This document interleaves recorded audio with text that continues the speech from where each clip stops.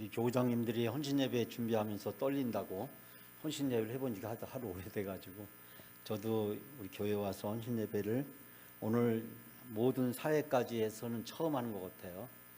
저도 긴장이 되고 떨리는데 여러분께 너그럽게 순서가 좀 부족하더라도 이해해 주시고 앞으로 하나씩 더 발전시켜 나갈 수 있도록 그렇게 노력을 하도록 하겠습니다. 영상 떴나요? 지금 안 뜨고 있나요? 네, 됐습니다. 감사합니다.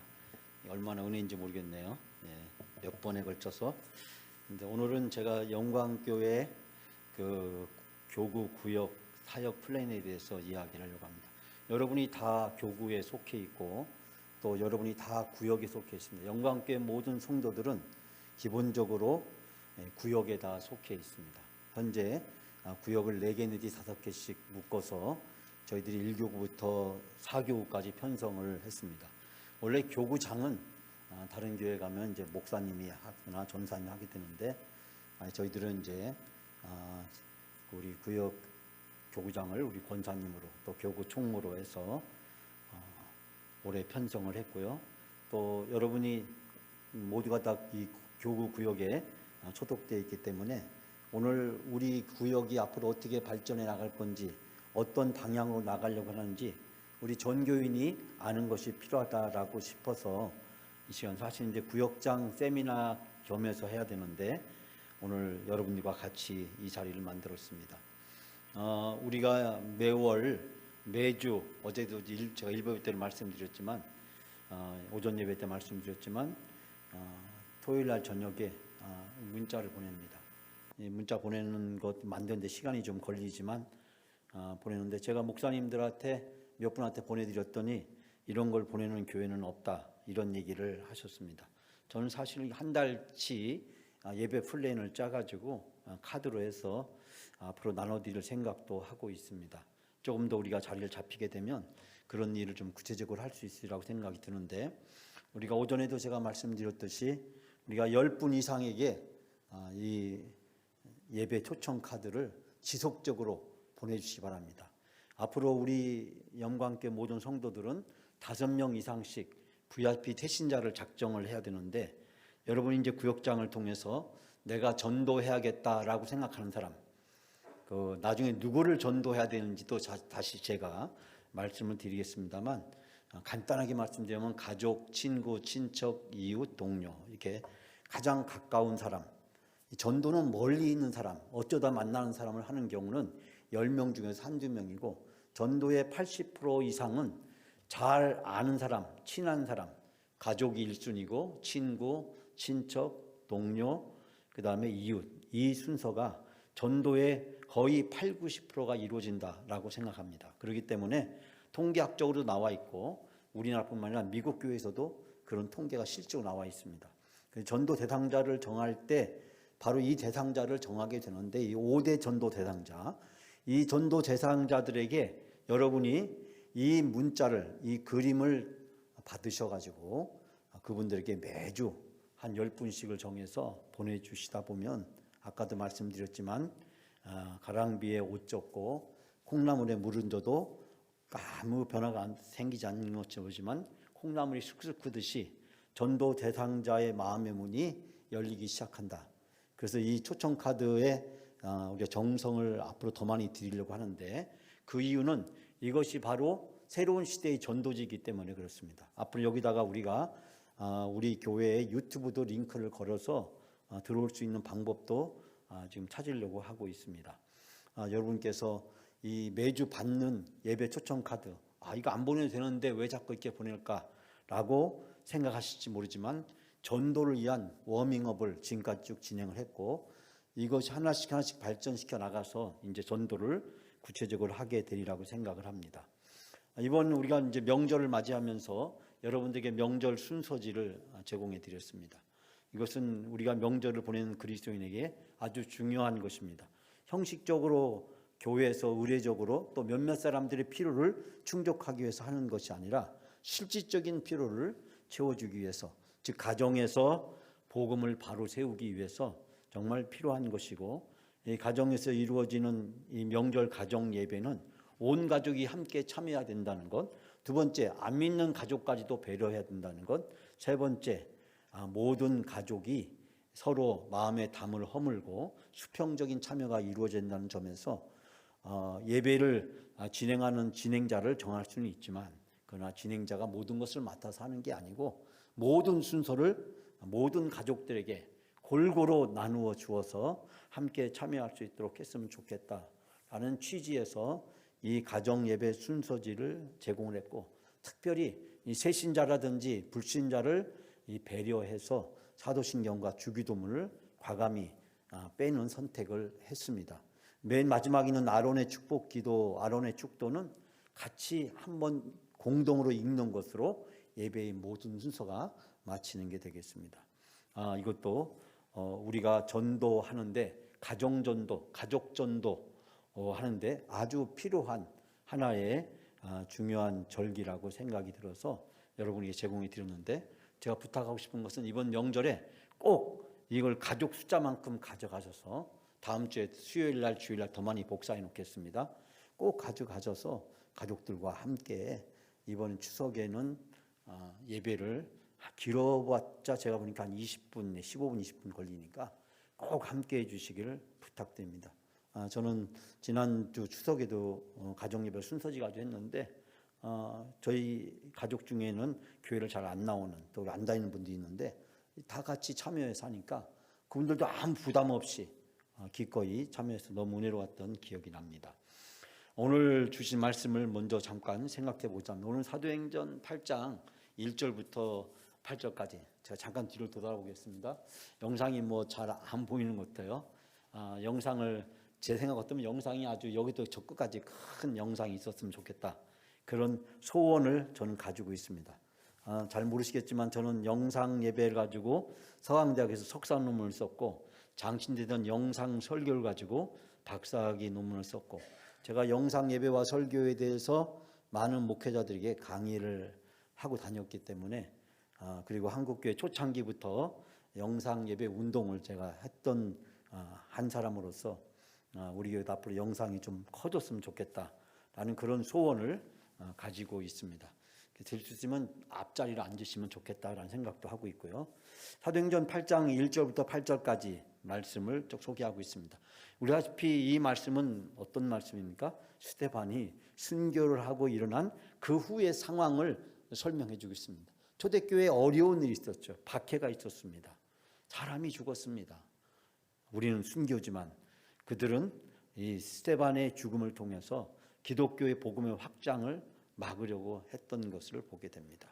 자, 오늘 본문의 말씀을 세 군데로 나누어서 제가 이제 우리 영광교회 식으로 영상을 지금 접근해 가고 있는데요. 될 수 있으면 크게 만든다, 크게 잘 보이게 만든다. 이제 보이십니까? 예. 그날은 어떤 날입니까? 바로 스데반이 순교하던 날이죠. 예루살렘에 큰 박해가 있었다. 그래서 그 박해로 어떻게 생겼어요?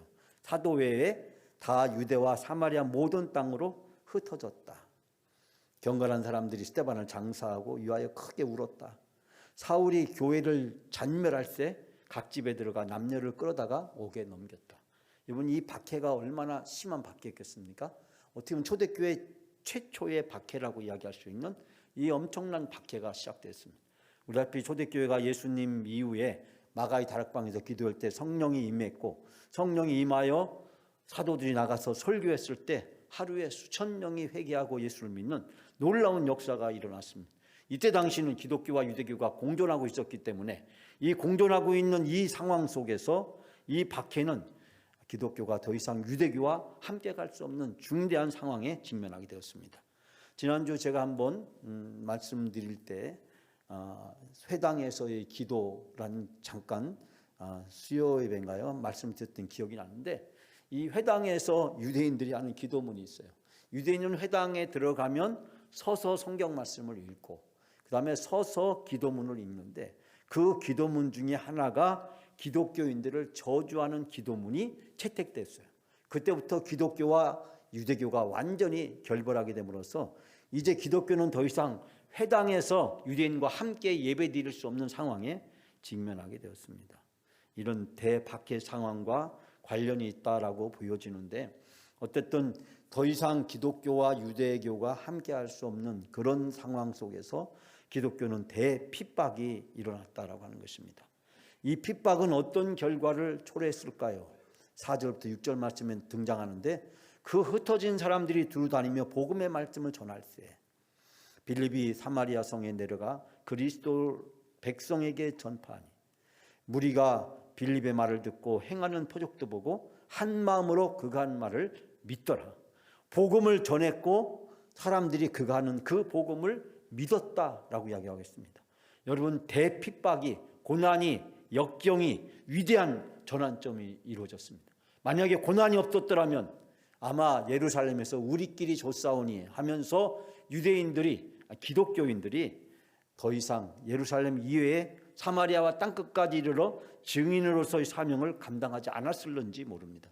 그렇지만 고난은 기독교가 이제 예루살렘을 넘어서서 사마리아와 땅끝까지, 오늘 보니까 빌립이 사마리아 성에 갔지 않습니까? 이 사마리아까지, 땅끝까지 나가는 놀라운 전환점이 되었다. 우리가 고난이 있다고, 역경이 있다고, 어려움이 있다고 해서 슬퍼하거나 부정적으로 받아들일 일이 아니다. 우리 교회가 어려운 일이 있다고 해서 부정적으로 받아들일 일이 아니다. 하나님이 우리가 이 고난을 통해서 큰 믿음으로 성장하고 성숙하기를 원하신다. 코로나를 통해서 우리가 잃은 것도 많지만 얻은 것도 많다. 인류가 지나친 과학, 기술, 문명에 의존하는 것이 얼마나 무모한 것인가. 세계를 다 연결하는 것이 행복이라고 생각했어요. www, 인터넷, 컴퓨터, 스마트폰, 세계를 연결을 하는 것. 이 초연결 사회, 제 전공 중에 하나인데요. 이 초연결 사회의 네트워킹을 어떻게 구축하느냐가 모든 국가와 기업과 인간의 생존과 미래가 달려있다고 믿었습니다. 그런데 이 초연결이 정부만 타고 가는 게 아니라 바이러스도 거기에 타고 간다는 사실을 놀랍게 깨닫게 된 것입니다. 앞으로 어떤 바이러스가 등장할지 우리는 알 수가 없습니다. 지금까지는 생체학적 바이러스가 등장했지만 그 이후에 따른 바이러스가 앞으로 등장할지도 모릅니다. 초연결 사회의 방어막은 어떻게 구축하느냐, 이건 이제 블록체인이라는 어려운 말로 사용되어지는데, 은행을 말하자면 방어벽이죠. 우리 카드를 사용할 때, 은행 통장을 사용할 때 안전하게 보호해줄 수 있는 방어벽을 어떻게 치느냐가 굉장히 중요한, 이 코로나를 통해서 세계 모든 국가가 방어벽을 어떻게 치느냐, 방역을 어떻게 하느냐 문제가 그 국가의 중요한 문제였습니다. 아직 중국은 여기에서 헤어나지도 못하고 있습니다. 백신을 믿을 수도 없는 상황이고, 더 이상 이 블록체인이 중국에서는 신뢰를 받지 못하는 그런 상황을 전락해버리고 말았습니다. 모든 게 연결하다는 행복, 연결이 행복이 아니라 때로는 저주가 될 수 있다는 사실을 깨닫게 되었습니다. 고난과 역경이 오히려 우리에게 새로운 통찰의 기회가 되고 더 큰 하나님의 은혜를 받을 수 있는 기회가 된다. 우리 교회가 갖고 있는 이 영적 어려움이 부정적으로 받아들일 것이 아니라 하나님이 우리 교회를 향한 제3의 영적 부흥의 비전을 주셨지 않습니까? 왜 하나님이 주셨을까? 만약에 그 일이 없었더라면 어떻게 되었을까? 라고 생각하면 아마 우리 교회는 계속해서 이렇게 하강하면서 코로나 때문에 안 돼, 뭐 때문에 안 돼, 뭐 때문에 안 돼, 안 돼, 안 돼 하다가 아무것도 안 되는 상황으로 그렇게 전락해 버렸을지도 모릅니다. 어쩌면 하나님의 뜻이 여기서 있었으리라고 생각합니다. 그 결과 무슨 일이 났습니까? 많은 사람이 붙었던 더러운 귀신이 크게 소리를 지르며 나가고 전파된 복음의 능력과 권능이 나타나기 시작했습니다. 많은 중풍병자와 못 걷는 사람들이 나으니 그 성에 큰 기쁨이 있었더라. 여러분, 지금 무슨 일이 있었습니까? 스데반이 죽었어요. 모든 사람이 고골하면서 큰일 났다고. 그래서 기독교인들이 뿔뿔이 흩어졌습니다. 그런데 흩어졌던 그 기독교인들이 복음을 전하기 시작했고, 그 전한 복음을 통해서 놀라운 역사가 나타나기 시작했고, 온 성에서 큰 기쁨을 누리게 되었다라고 이야기하고 있습니다. 고난이 변하여 축복이 되고, 오늘 아침에 제가 설교 말씀드렸듯이 이 놀라운 변화, 탄식이 변하여 찬송이 되는, 지옥이 변하여 천국이 되는, 절망이 슬픔이 변하여 행복이 되는 놀라운 역사가 나타나게 된 것입니다. 만약에 이 상황 가운데 속에서 이들이 절망에 빠져 있었다면, 아무것도 하지 않았더라면 무슨 일이 있었을까요? 아무 일도 일어나지 않았을 것입니다. 기독교 역사 속에서 사라졌을지도 모릅니다. 아마 하나님은 다른 통로로 출구로 역사를 이루셨겠죠. 자, 그렇다 한다면 오늘 이제 2023년 구역 목회 계획을 여러분에게 제시하면서 전 3가지를 말씀드립니다. 첫 번째는 말씀의 본질을 회복하고 영적인 원칙으로 방향을 세워야 된다. 우리 교회가 말씀의 본질을 회복하는 것이 가장 중요하다. 지금 한국교회 가장 시급한 일이 뭡니까? 세계교회 가장 시급한 것이 뭡니까? 코로나 초연결 사회. 돈이면 다 된다. 돈이면 안 되는 게 없다. 기술이 돈이고 돈이 기술이다. 기업은 R&D라는 게 있잖아요. 연구개발 투자를 누가 더 하느냐. 연구개발 투자를 왜 합니까? 새로운 시장과 창출하기 위해서. 새로운 시장을 창출하려면 뭐가 필요하죠? 기술이 필요하죠. 기술은 신제품을 만들고 신제품은 새로운 시장을 창출함. 그것이 기업이 지속적으로 이루어졌을 때 그 기업은 발전하고 성장하죠. R&D가 이루어지지 않는 기업은 얼마 가지 못해서 도태하고 시장 속에 사라져버립니다. 그 대표적인 예로 스마트폰을 최초로 개발한 회사가 누군지 아세요? 미국에 있는 애플사가 아닙니다. 물론 우리나라 삼성도 아니죠. 세계 핸드폰 시장을 장악하고 있었던 노키아라는 회사였습니다. 이 북유럽 우리가 잘 알다시피 이 노키아 세계 모든 핸드폰을 지배하고 있던 그 회사에서 스마트폰을 개발했습니다. 그러나 그 스마트폰을 개발했음에도 불구하고 그 회사는 그것이 별 볼 일 없다라고 하는 어처구 없는 판단을 내렸습니다. 여러분, 그런 경우가 인류 역사상에 굉장히 많죠. 1970년대 말까지만 해도 미국의 허버드 대학 의과 교수는 담배는 건강에 유익한 것이다. 지금 같으면 미친 소리, 또라이 같은 소리냐. 모든 암의 원인이고 어떻게 보면은 마약보다 더 위태롭다라는 얘기를 합니다. 마약은 접근하기 어렵지만 담배는 누구나 접근할 수 있기 때문에. 여러분, 에디슨이 영화기를 발명했는데요. 텔레비전을 발견했어요. 이것은 멍청한 것이고 아무 쓸모없는 것이다. 본인이 발견했는데. 그런데 지금 어떤 변화를 가져오게 됐습니까? 본질이 뭐냐는 거예요. 우리 기독교의 본질과 핵심. 그 핵심은 바로 복음입니다. 우리 복음을 회복하는 것. 그 복음은 우리에게 구원을 갖다 주고 구원은 하나님의 은혜를 깨닫게 해줍니다. 두 번째는 그 믿음, 그 복음을 받아들이는 믿음, 열정과 헌신으로 소중한 것을 먼저 해서 성취하는 것입니다. 내가 구원받았습니다. 그런데 그것은 은혜였어요. 이것이 복음입니다. 내가 공짜로 아무 대가 없이 받았습니다. 그러면 내가 받은 그 복음, 구원으로 은혜로 공짜로 값없이 받은 그 복음 다른 사람들에게 전해야 되지 않겠습니까? 감사하는 마음으로 하나님 감사합니다. 나 같은 사람 구원해 주셔서. 그러므로 우리는 전도하는 일에 변함없이 성실하게 변함없고 성실한 것을 충성이라고 얘기합니다. 그러므로 구원받은 우리가 복음으로 구원받은 우리가 해야 될 일은 전도하는 일에 충성하는 것입니다. 세 번째는 그것이 바로 우리 하나님이 우리에게 주시는 미래적 영광과 현재적 축복의 상급이라고 하는 사실입니다. 우리가 전도하는 것, 그것은 뒤에 설명하겠지만 행복을 통해서 가능합니다. 우리가 교회 생활이 행복해야 됩니다.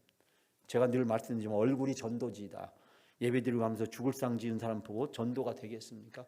집에 가서 맨날 인상 뜨고 짜증내고 신경질 내고 교회 불평 불만 늘어놓는데 그 가정이 전도가 되겠습니까? 부교육장이 교회 구역에 가서 구역 예배 드리면서 맨날 교회 다른 권사 흉보고 장로 흉보고 교인 흉보고 목사 흉보고 교회 흉보는데 그 구역이 은혜가 있겠어요? 부흥할 수가 있겠습니까? 아이고, 나는 교회 생활하는 게 너무 행복해. 너무 좋아. 우리 교인들은 왜 이렇게 좋은지 모르겠어. 장로님은 말할 것도 없고 목사님들은 내가 이 교회 다니는 게 너무너무 행복해. 여러분, 교회 다니는 걸 행복해야 돼요. 우리가 행복이라는 찬양을 부르잖아요. 제가 여러분이 그 찬양을 계속 부르는 이유는 애울하시는 거예요. 암기라는 거. 눈 감고도 나오게. 제가 가끔 지난번에 남성계 회원들하고 우리 일남성계 같이 가서 밥을 먹고 오다가 행복 노래 부르고 식당 가서 행복 노래 부르니까 얼마나 좋아요. 어떤 어느 찬양대인가요? 식당 가서 불렀다가 조용히 하라고 해가지고 중단한 적도 있었습니다만 어디 가나 행복이라는 노래 나왔으면 좋겠다.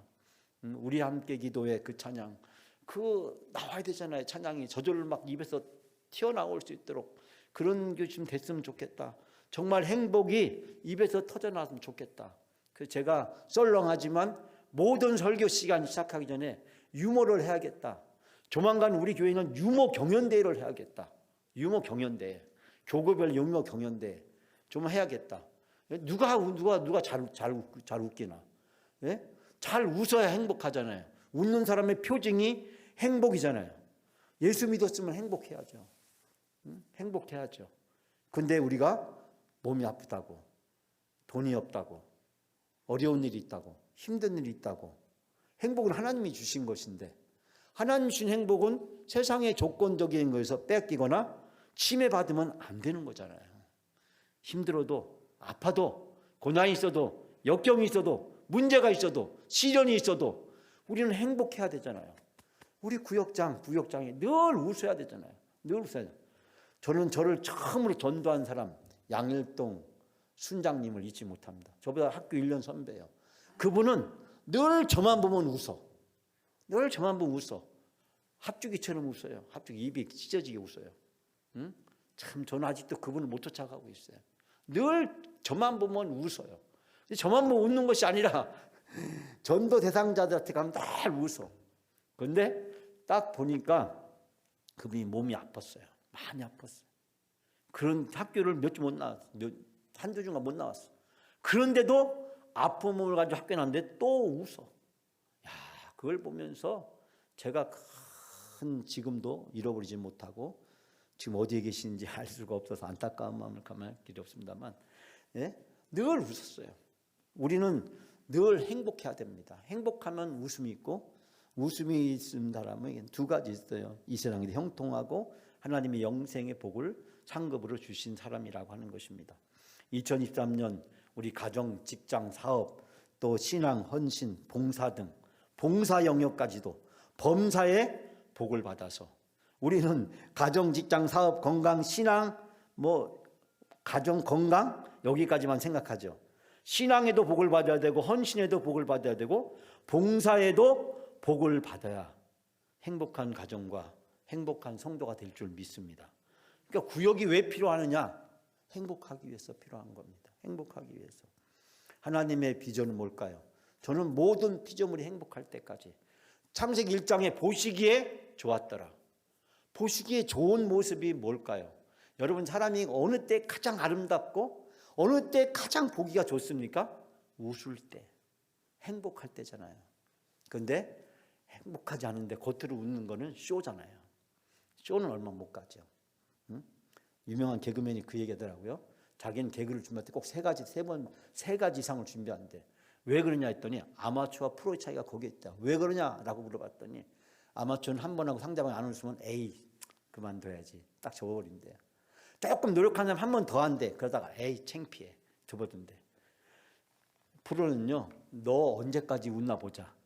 웃을 때까지 계속 한대요. 그러다 보니까 별 실없는 짓을 다 하는 거죠. 우리 개그 프로는 참 실없잖아요. 근데 개그맨들 제가 대학로에서 몇 번 본 적이 있었는데 자기들끼리 앉아 얘기하는데 그렇게 머리가 골비는 사람, 멍청한 사람, 개념이 없는 사람이 있을 수 있을까 싶더라고요. 예? 자기들끼리 말하는데 정말 이건 건달도 아니고 양아치도 아니고 어떻게 저렇게 할 수 있을까? 근데 그걸 수없이 서로 주고받으면서 반복을 하는 거예요. 거기에서 사람들의 마음이 열리고 사람들의 입이 열리고 그래서 웃음이 터져 나올 때까지 계속해서 하는 것을 보면서 큰 감동을 받아요.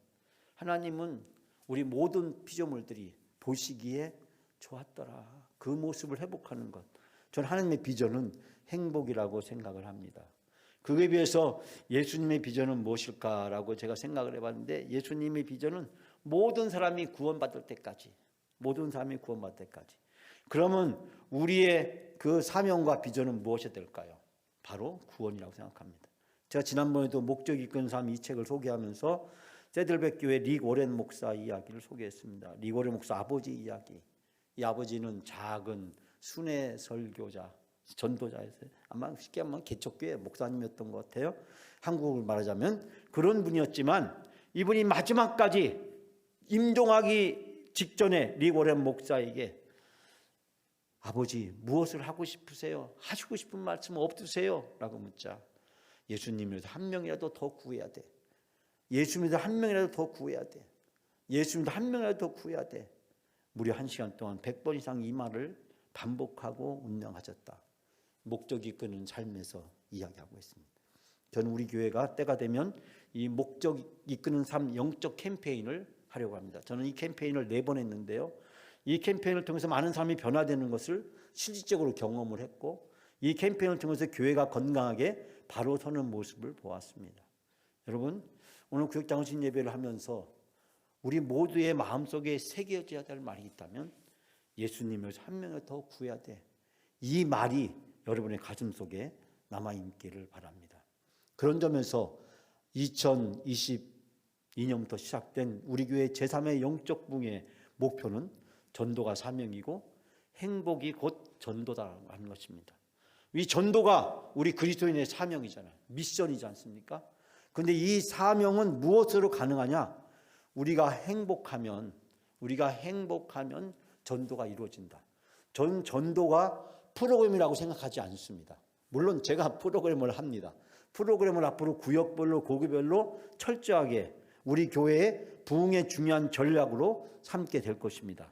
그렇지만 중요한 것은 우리 각자 개인이 입장에서 보면 전도가 곧 행복이다라고 하는 것입니다. 행복이 전도라는 거예요. 여러분이 교회 생활을 행복하게 하면 교회 생활이 행복해지면 그것이 곧 전도가 된다라고 하는 것입니다. 어떻게 하면 여러분을 행복하게 될 수 있을까? 어떻게 하면 우리 교회가 행복한 교회가 될 수 있을까라는 생각을 하면서 어떻게 보면 우리가 교회가 겪는 영적인 저 어려움은 지금 트레이닝 기간이다.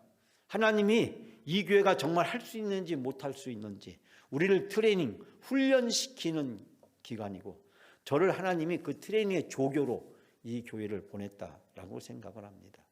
여러분 전도가 사명이고 우리가 행복할 때 전도는 저절로 이루어지게 됩니다. 우리의 삶을 보고 표정을 보고 태도를 보고 느낌을 보고 그 사람들은 야 신앙생활을 하는 것이 정말 좋은 거구나. 신앙생활은 저렇게 해야 되는 거구나.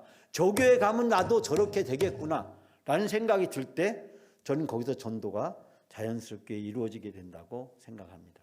그런 점에서 우리 영광교회 구역의 비전은 우리 영광교회 구역의 사역자는 일천 태신자를 기도하고 전도하여 제3의 영적 부흥을 달성하고 행복한 교회로 쓰임을 받는다. 일천 태신자. 제 목표는 우리 영광교회가 1000명을 놓고 기도하는 겁니다. 여러분 어렵지 않습니다. 100명이 10명만 작정하면 1000명이 됩니다. 그리고 1000명을 놓고 기도하면 됩니다. 기도의 결과는 하나님이 하십니다. 어떻게 되느냐? 한 사람이 10명 태신자를 작정하면 됩니다. 가족, 친구, 그 다음에 가족, 친구, 동료, 이웃, 친척. 자기가 가까운 사람, 이 5대 VIP 태신자 작정 순위를 가지고 이 중에서 교회를 안 다니는 사람, 나는 그런 사람이 없어요 라고 하는 사람은 자기 집 앞에 나서서 자기 집에 5분을 돌면 10명 이름 정하는 건 아무것도 아니에요. 사람 이름을 모른다. 빨간 대문집, 파란 대문집, 101호, 202호 이렇게 하시면 됩니다. 그러면 우리가 우리 주변에서 엘리베이터에서 만나는 사람, 옆집에 사는 사람, 직장에서 만나는 사람, 내가 자주 가는 슈퍼, 이발소, 미용실, 채소 가게, 과일 가게 굉장히 많잖아요. 우리 친구, 이웃 말할 것도 없죠. 우리가 10명의 이름을 못 써낸다.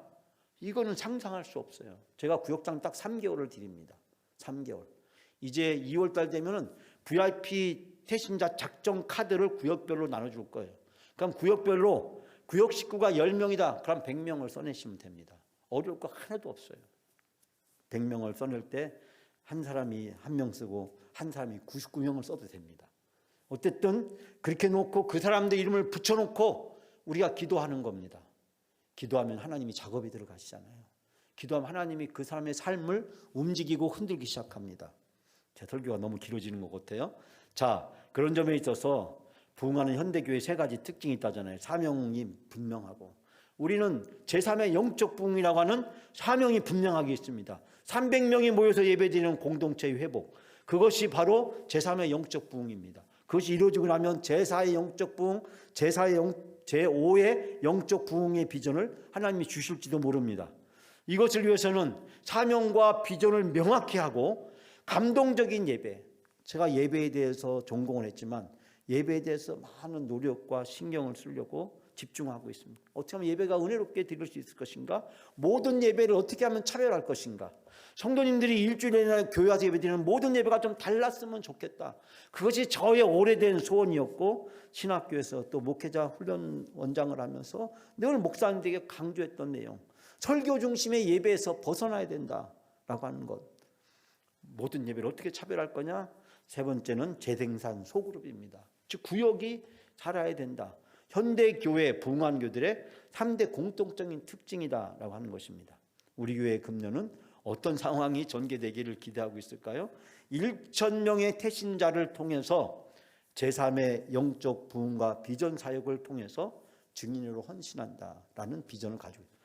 우리가 어떻게 교구나 구역을 통해서 이루어지게 될 것인가. 나중에 우리 구역장, 부역장들은 워크숍을 따로 하게 될 거기 때문에 그때 좀 더 세밀하게 다루어지게 될 것입니다. 오늘은 그냥 개괄적인 얘기만 제가 할 수밖에 없습니다. 이것을 위해서 세상의 중심, 영광에서 행복을 외친다. 부흥의 원동력은 어디에 있느냐? 저는 6가지라고 생각합니다. 첫 번째 사명과 비전, 두 번째는 영성을 회복해야 된다. 그래서 저는 새벽 기도를 강조합니다. 새벽 기도 안 하는 사람은 교회의 직분자가 되면 안 된다. 이건 제 얘기가 아니고요. 김사은 목사님이 하신 얘기예요. 제 얘기를 하면 여러분들 중에서 상처받고 시험받을 사람이 나올 거 아니에요. 앞으로 목사님 때문에 어디 신앙생활 하겠느냐 그렇게 나오실 분이 계시잖아요. 김사은 목사님은 새벽 기도 하는 사람은 교인으로도 안 보이고, 그 교회는 새벽 기도를 해야 교인이고 새벽 기도를 해야 모든 직분을 맡을 수 있고, 항존직은 말할 것도 없고 새벽 기도 안 하면 안 되는, 왜? 영성을 무엇으로 회복하겠어요? 여러분이 언제 기도하겠습니까? 매일 언제 시간 따로 내서 기도하기가 쉽나요? 아침에 일어나면 기도가 되나요? 저녁 때 되면 잠자기 전에 기도가 되나요? 아니면 우리가 여름, 겨울, 여름 휴가 때 우리가 기도원에 가서 기도할 건가요? 현실적으로 제가 보니까 어렵습니다. 제가 기도원에 3년 동안 있어 봤지만 정말 와서 기도하는 거 쉬운 일이 아니에요. 발에 불똥 떨어져야, 죽을 고비가 닥쳐와야, 절대절명의 순간이 와야 그때 울면서 달려오지, 그렇지 않고는 기도원에 와서 기도하는 것이 참으로 쉽지가 않습니다. 전 새벽 기도가, 그 새벽 기도를 어떻게 하게 도와줄 것인가를 좀 더 연구하고, 여러분 집에서도 큐티할 수 있도록 큐티와 새벽 기도를 연결시키는 방법을 앞으로 하려고 합니다. 제가 충분한 대책은 가지고 있어요.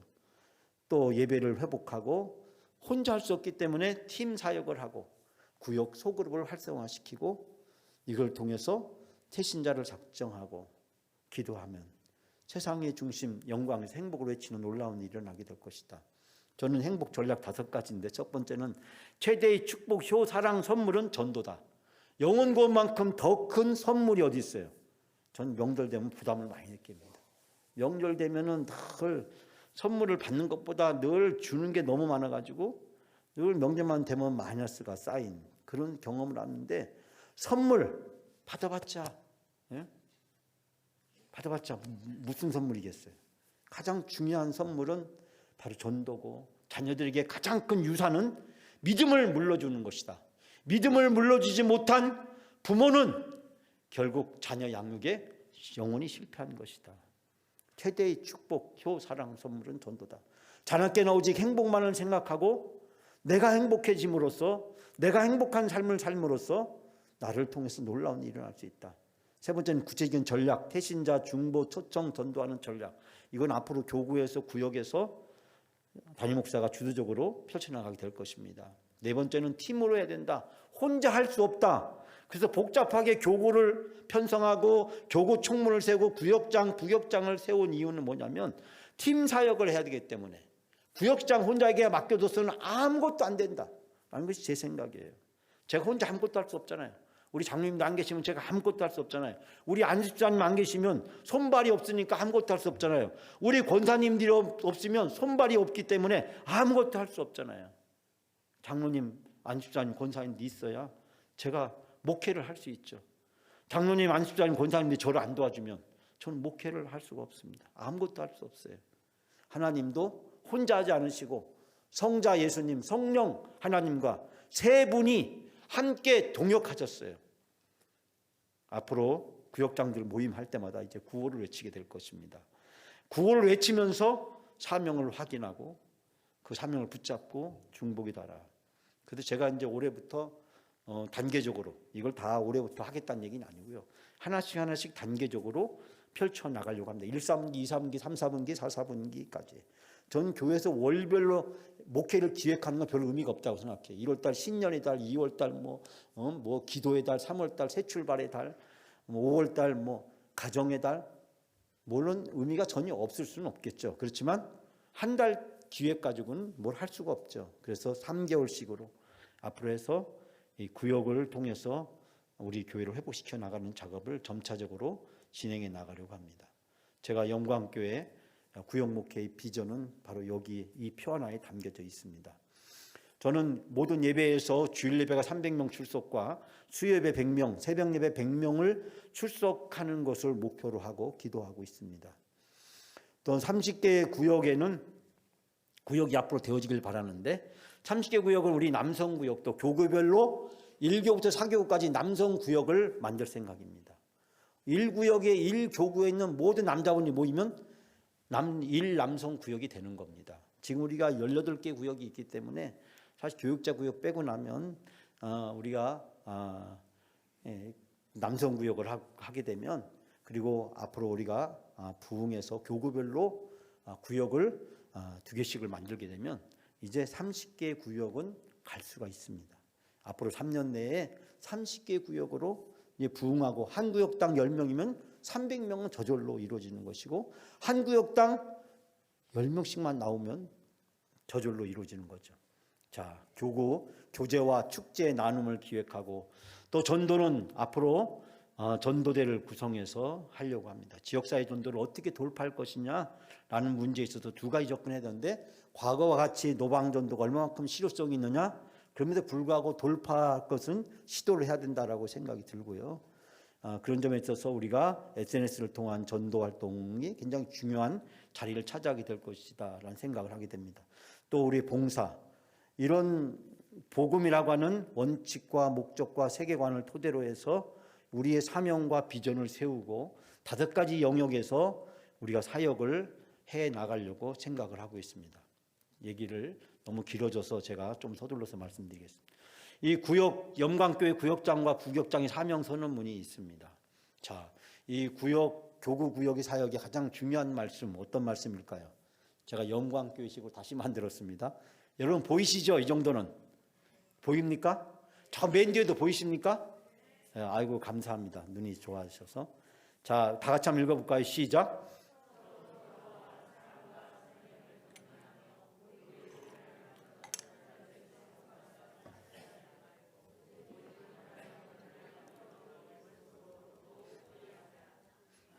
예, 저는 이 말씀이 가장 성도의 교제 중에서 성경에 있는 많은 말씀 중에서 한 말씀만 추천한다면 히브리서 10장 24절 25절 서로 돌아보아 사랑과 선행으로 격려하며. 우리 기대란 찬양 아까 불렀잖아요. 왜 불렀겠어요? 우리가 앞으로 제가 보니까 매달 이달의 찬양에서 매달 한 곡씩 정해서 예배 오전 예배 끝날 때마다 그 찬양을 부르려고 했는데 이 주제 찬양을 정하는 게 너무 어려워. 모든 공동체적인 요소를 담아야 되고 성도님들이 쉬워야 되고 따라 부를 수 있어야 되고 은혜가 돼야 되고 템포가 너무 느리면 안 되고 또 어려워도 안 되고 그런 곡을 찾기가 너무 힘들어서 제가 3개월에 한 번씩 주제 찬양을 바꾸어 나가려고 합니다. 근데 다음 찬양이 이 기대라는 곡이에요. 이 기대라는 곡 너무 좋아요. 사랑과 선행으로 서로 격려하면서 모이기를 피하는 사람들의 습관을 같이 하지 말고 오직 고나의 그날이 가까움을 더욱 그리하자, 이 말씀입니다. 이 말씀을 붙들고 우리 교회에서 남선교회, 여선교회, 구역에서 이 말씀이 이루어졌으면 좋겠다라는 거예요. 전 남성교성계 빨리 좀 조직 좀 해주세요. 조직할 때까지 광고합니다. 제가 끝까지 계속 광고합니다. 그래도 안 되면 한 분씩 다 불러다 얘기해 보려고 그래요. 왜 안 되는지, 예? 무슨 철천지 원수를 졌길래, 예? 그게 안 되는 건지, 무슨 문제가 있는지, 그럼 담임 목사가 뭘 해줘야 되는지. 자, 그런 점에서 우리 구역장, 부역장의 사명 선언문이 있습니다. 우리 구역장, 부역장들만 크게 한번 읽겠습니다. 시작.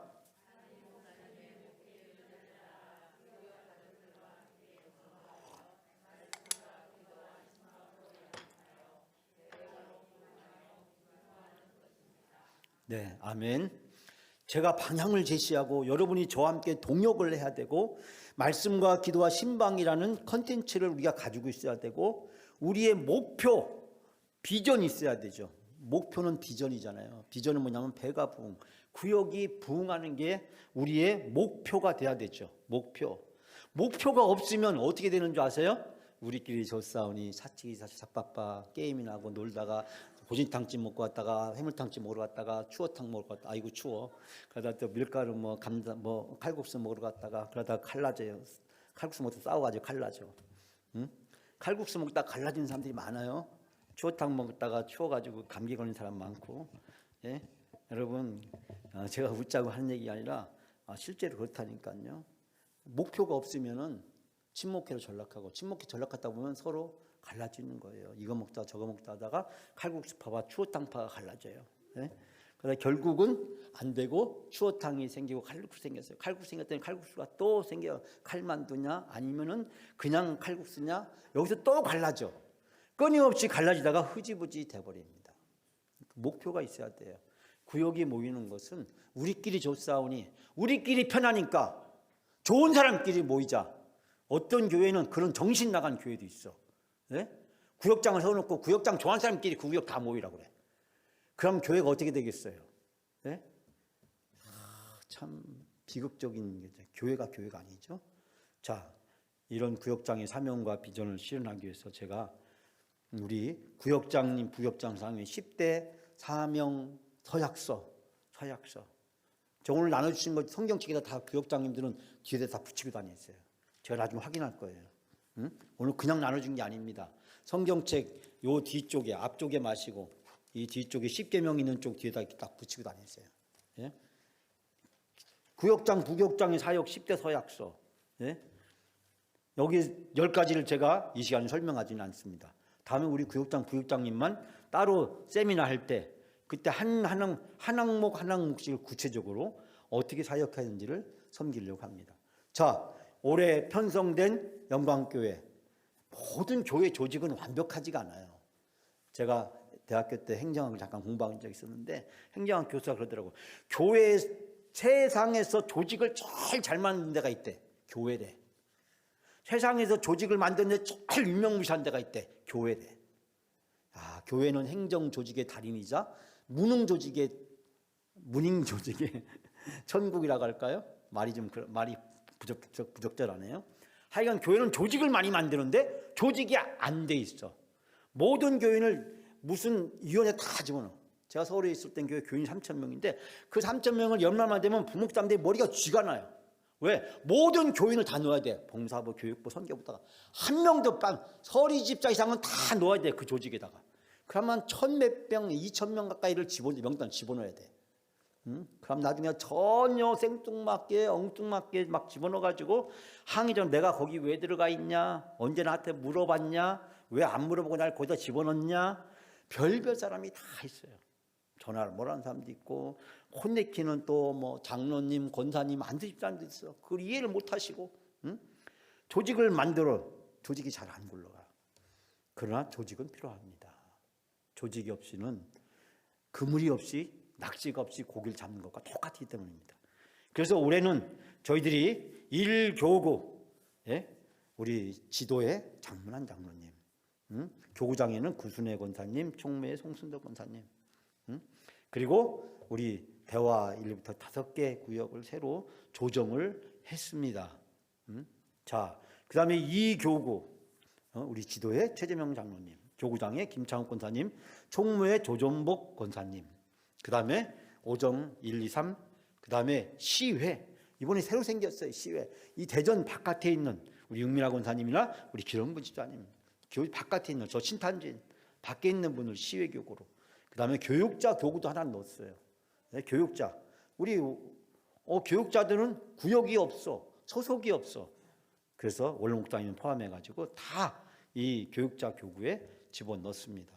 그 다음에 우리 3교구의 지도의 양기호 장로님, 교구장의 송경순 권사님, 총무의 박선혜 집사님. 총무인 거 알고 있죠 이제. 예? 중리, 용전, 회덕, 북부 지역을 이렇게 편성을 했습니다. 그 다음에 4교구의 지도의 김태한 장로님, 교구장의 김정옥 권사님, 총무의 정미숙 권사님, 둔산, 유성, 남부, 서부 지역을 편성을 했습니다. 이 외에도 우리가 한 교육을 더 집어넣고 청년도 집어넣고 앞으로 남성구역도 각 고교별로 하나씩 다 집어넣게 될 것입니다. 그래서 구역에서 모일 때는 그냥 모이지만 남성들만 따로 필요해서 모일 때는 남성구역 모임을 하게 될 것입니다. 제가 지난번에 말씀드렸듯이 우리가 이제는 매월 넷째 주는 가정주일로 모입니다. 물론 다섯째 주가 있으면 다섯째 주가 가정주일이 됩니다. 가정주일이 되면 오후 예배가 없습니다. 아, 잘됐다. 오후 예배 없이. 응? 너무 좋겠다. 김영찬 목사가 그렇게 한가로운 사람이나 만만한 사람이 아닙니다. 예? 그때는 반드시 대안이 있어요. 분명히 여러분 중에서 저를 따지는 사람이 있을 거예요. 목사님, 아니 수백 년 동안 드렸던 오후 예배를 왜 없었어요? 오후 예배가 수백 년 전부터 있었나? 어쨌든 예? 우리 교회 처음부터 있었던 수예배를 주일 오후 예배를 왜 없애려고 하세요? 없애는 게 아니죠. 첫째 주째 셋째 주 예배를 드리고 마지막 네 번째 주에는 드디어 우리가 소그룹이 활성화돼서 움직이기 시작합니다. 진짜 교회는 바로 구역이었습니다. 여러분, 예수님 당시 시대에 교회는 회당이 아니었어요. 회당은 유대인들이 기도하고 유대인들이 예배를 드리는 곳이었어요. 기독교인들의 최초의 예배처는 마가의 다락방, 곧 가정이었습니다. 집에서 예배를 드렸어요. 거기서 교회가 탄생했고 교회가 시작됐고 각 가정에서 모인 그 교회들이 모여서 한참 뒤에서야 기독교가 공인되고 나서야 이제 로마의 공회당들이 교회로 바뀌어가고 교회가 건축되는 역사가 생겨났습니다. 지하토굴이 뭐예요? 무덤이에요. 땅굴 무덤 속에서 아무도 안 보이는 데서 가정에서 창문 닫아놓고 빛 가려놓고 다 숨겨놓고 그리고 몰래 모여서 예배드리는 것이 교회였어요. 여러분, 교회의 출발, 교회는요 가정이었고, 가정을 다른 말로 번역하면은 구역이고, 구역을 요즘 유행하는 현대말로 번역하면 셀인 것입니다. 셀이 별거 아니에요. 셀이 구역이에요. 구역이 셀입니다. 예? 우리는 앞으로 구역 예배의 패러다임을 바꿉니다. 우리는 구역 예배를 하지 않습니다. 우리는 구역 모임으로 전환합니다. 그것은 추후에 제가 또 다시 자세하게 이제 구역 모임이 시작되는 무렵부터 3월 분리로 예정하고 있는데, 그때부터 다시 한 주 전에 제가 여러분에게 구역장 세미나를 세미나하고 난 다음에 전교인 대상으로 준비가 되었을 때 우리는 이제 구역 모임을 시작하려고 합니다. 여러분, 교회가 구역이고 구역이 교회의 미래입니다. 구역이 살아야 이 구역 하나하나가 곧 교회인 겁니다. 우리 구역장, 우리 부교역장님, 여러분이 바로 목자들입니다. 여러분이 바로 그 구역을 돌보고 섬기는 귀한 목자의 사명이 여러분에게 주어져 있습니다. 우리 교회의 미래는 구역에 달려 있고 구역장, 부구역장님에게 달려 있습니다. 저는 그런 점에 있어서 앞으로 제 목회에 중요한 많은 부분을 이 구역에, 또 우리 여전사님이 이 부분을 맡아서 집중적으로 잘 해주실 거라고 저는 생각을 하고 있습니다. 사랑하는 여러분, 제가 신방을 하면서 여러분과 사진을 찍습니다. 사진을 제가 왜 찍는지 아세요? 예? 이런 설교할 때 써먹으려고. 예, 그게 아니라 여러분의 행복한 모습, 제가 막 웃으라고 하잖아요. 제가 어떻게 웃으라고 그래요? 사진 찍어서 제일 안 웃는 사람이 커피값 낸다. 응? 밥값 낸다. 그러면 안 웃을 수 없잖아요. 지금 여기 보세요. 다 웃고 있잖아. 아유, 우리 박봉순 장로님부터 시작해서 뭐 다 여기 유만년 다 웃고 있잖아요. 안 웃고 있는 사람이 있어요? 사진 찍을 때 안 웃으면 당첨인데, 예? 어떻게 안 웃을 수가 있어요? 여러분의 가장 행복했던 한 순간을 제 마음속에 영원히 기억하고 싶고, 하나님도 그 찰칵하는 한 순간을 여러분 평가하는데 가장 중요한 기준으로 삼을 거라고 생각합니다. 우리가 행복할 때 행복의 표징은 웃음이고, 그 웃음이 곧 전도고, 그 웃음이 있고 행복이 있는 구역은 부흥하고, 그 교회는 부흥하기 때문에 우리가 행복해야 부흥할 수 있다. 제가 한 2, 3일 동안 집에서 누워있으면서 어떻게 말씀을 전할 수 있을까 고민을 많이 했는데, 제가 다시 한번 구역이 행복해야겠다. 우리 교인들 어떻게 하면 행복하게 했을까? 여기에 초점을 맞춰서 올해는 우리가 야유배도 가고, 제 생각 같으면 2번 정도 갔으면 좋겠고, 구역별로 교구별로 또 모임도 하고, 매달 한 번씩은 우리가 뭔가 소그룹별로 다양한 이벤트를 앞으로 만들 수가 있기 때문에 그 시간을 통해서 행복 잔치들이 우리 구역에서, 교구에서 원기왕성하게 활발하게 일어나서 우리 교회가 전체가 행복해지고, 그걸 통해서 전도가 저절로 이루어지는 그런 놀라운 역사가 나타나길 기대합니다. 우리 영광교회 자랑스러운 구역장님, 부역장님 사랑하고 축복합니다.